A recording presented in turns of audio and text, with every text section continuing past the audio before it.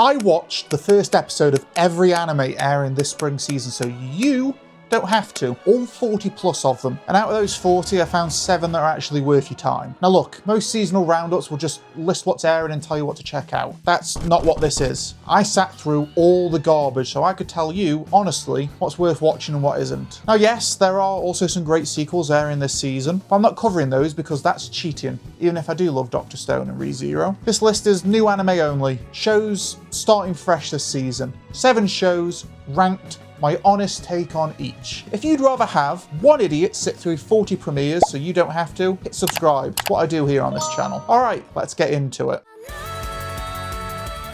Coming in at number 7, we have Agents of the Four Seasons from Wit Studio. And yes, this is the only anime on this list that's actually thematically about spring, which feels almost too on the nose, but here we are. The premise is that the 4 seasons aren't just weather patterns, they're actually forces controlled by human vessels called agents. And in this world, spring has been absent from one region for over a decade. Just gone. No cherry blossoms, no warm breeze, just endless winter for 10 years. Our main character, Hinegeki, is a priestess blessed by the goddess of spring. She can restore plant life through song and dance, which sounds peaceful until you remember there's an entire government department set up just to monitor her, because nothing says fantasy world like bureaucracy. The thing is, the premiere opens with a flashback of a bodyguard getting shot in a hail of automatic gunfire in the snow. So much for gentle spring vibes, eh? There's this weird tension between its fantasy setting and these flashes of like modernality. Smart devices in the background and government oversight everywhere, but when the show commits to its strengths, the snowy mountains and cherry trees being reborn, it looks pretty damn good. This one clearly wants to tell a bigger story about conflict between man and nature, maybe between the seasons themselves. Right now the visuals are carrying it, but there's potential here. Cautiously interested, I'd say, not blown away. Number 6, Go For It Nakamore. Now look, I'm a simple man. I see cute girls doing cute things, I'm in. I see gay girls doing gay things, even better, sign me up. So watching gay guys doing gay things, that's a bit of a big leap for me, but I was willing to give it a shot. And honestly, it's really charming. The premise is dead simple. First day of high school, introverted kid named Nakamore spots his classmate Hirose at an assembly and falls head over heels for him instantly. The problem? Nakamore's only real friend is his pet octopus. The guy is catastrophically bad at talking to people. So the show follows his attempts to work up the courage to actually speak to Hirose, attempts that mostly end in failure and public humiliation. It's based on a manga I've actually read. It's fun and light-hearted, if a bit thin. The original only ran for a single volume, so don't expect deep character writing here, but it's funny. The main gag of Nakamore's socializing attempts going horribly wrong lands every time because the show commits to it with actual comedic timing. What I really love though is the aesthetic. The animation deliberately nods to 80s anime. Puffy hair, simple line art, warm colour palettes. It feels like watching Meizo Ikoko or Kemagure Orange Road, except it's a queer love story. My one complaint, Hirose is the love interest is pretty flat so far. We only see him through Nakamore's rose-tinted perspective, so he's less of a character and more of a goal, but for a comfort show you can throw on and just vibe with, it certainly works. Number 5, Drops of God. This one's going to sound insane, so bear with me. It's an anime about competitive wine tasting. No, seriously. Now, if that premise sounds familiar, it's because the manga has already been adapted twice. Once as a Japanese live-action series in 2009, and again as the multinational Apple TV Plus show that just finished its 2nd season. So why watch the anime? Because unlike the prestige drama approach of the live-action, the anime plays its premise exactly as ridiculous as it deserves to be. Our protagonist, Kanzaki, works for a beer company. His estranged father was a world-famous wine critic with a collection worth 12 billion yen. When dad dies, Kanzaki finds out he can only inherit it if he correctly identifies 12 legendary wines called the Apostles, plus a 13th known as the Drops of God. The catch? He's never drunk wine in his life. Oh, and he's competing against some prodigy wine critic his father apparently adopted a week before dying, because the rich can just do that, I guess. It's absolutely unhinged, and the anime knows it. When characters taste wine, they experience full-on psychedelic visions, bright colours and Renaissance paintings. One guy describes wine as tasting like 70s soft rock. I don't know what wine these people are drinking, but I want some. The animation has rough spots. There's a shot of wine being poured that uses weirdly hyper-realistic CGI that does not blend well with the 2D art at all. But the retro character designs with the prominent lips and sharp chins, they add to the campness. This might not hold up across a full season, but as a first episode goes, it's surprisingly fun.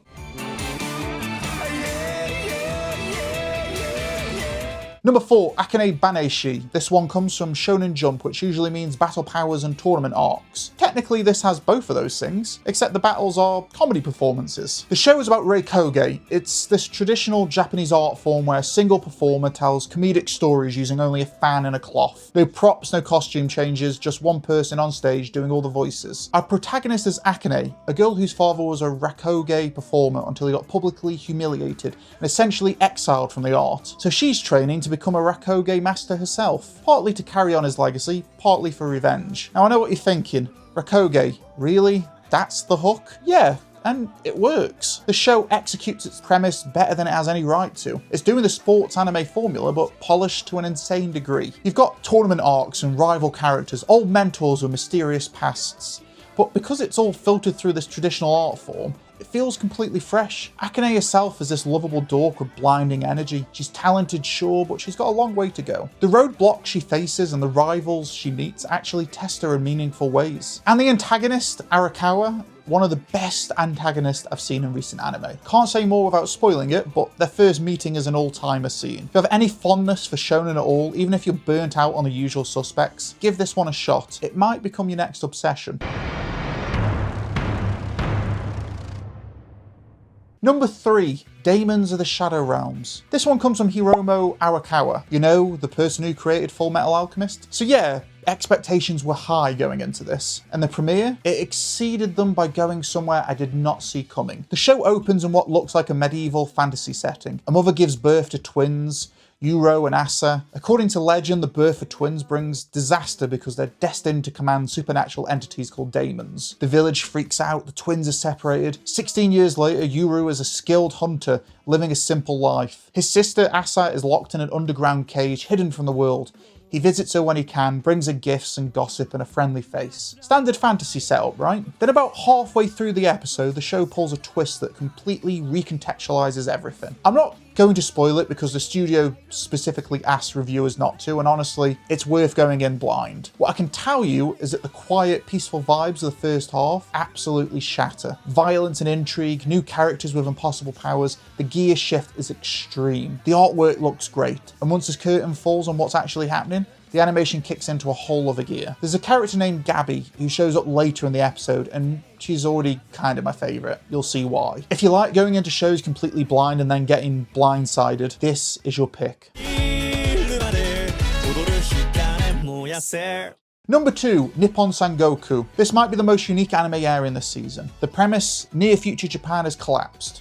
Economic crash, population decimated, nuclear war, earthquakes, the whole apocalypse starter pack. What's left is a tenth of the previous population living at an early Meiji era level of civilization. No modern technology, no infrastructure. The country is split into 3 warring states. Yamato, Buo, and Sei, all fighting for control. In the middle of all of this, we meet 15-year-old Misumi. He's this hard-headed, logical kid with near encyclopedic knowledge of history and war. He marries his childhood friend, Seiki, who's the opposite, free-spirited and brave. Misumi just wants a quiet life with her. Seiki thinks he's destined for something more. And then an incident happens that changes everything. Seiki sees a tax collector abusing civilians and steps in to stop him. The consequences of that brave action set Misumi on a path towards Osaka with one goal: reunify Japan. The show is giving Code Geass, Death Note, Classroom of the Elite, that kind of hyper-intelligent protagonist energy. But what really sets it apart is the art style. It's almost painting-like.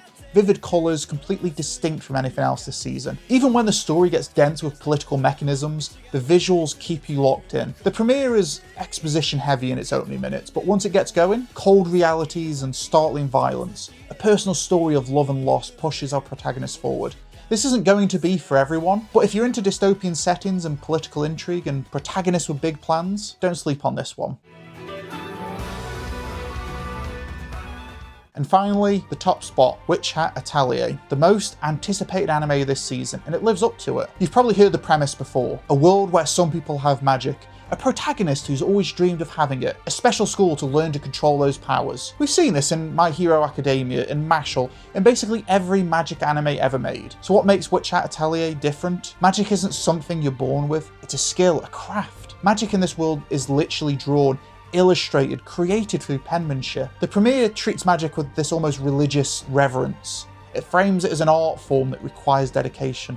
And as someone who's watched AI tools eat away at creative work over the past few years, a show that's specifically about the value of making something with your own hands hit me harder than I expected. Bug Films, the studio behind Zom 100, nailed this. Where Battle Shonen would animate the impact of punches, Witch Hat Atelier animates the weight of a pen on paper, the texture of parchment, the precision of drawing a spell. It looks fantastic. Add in Yuka Kitamore's score. Yeah, the Elden Ring composer. And the whole thing feels like it crawled out of a dark fairy tale picture book. Our protagonist Coco accidentally unleashes forbidden magic that results in a terrible accident, and now she has to leave home and learn to undo her mistakes. Coco's journey is personal, an uphill battle of self-doubt and fear. She's trying to fix what she broke. The premiere is 2 episodes, which only strengthens the foundation. This might be the best anime of spring, possibly of the year. So, there you have it. 7 anime from spring 2026 that are actually worth your time. Witch Hat Atelier if you want beautiful magic and emotional weight. Nippon Sangoku for political intrigue and unique visual style.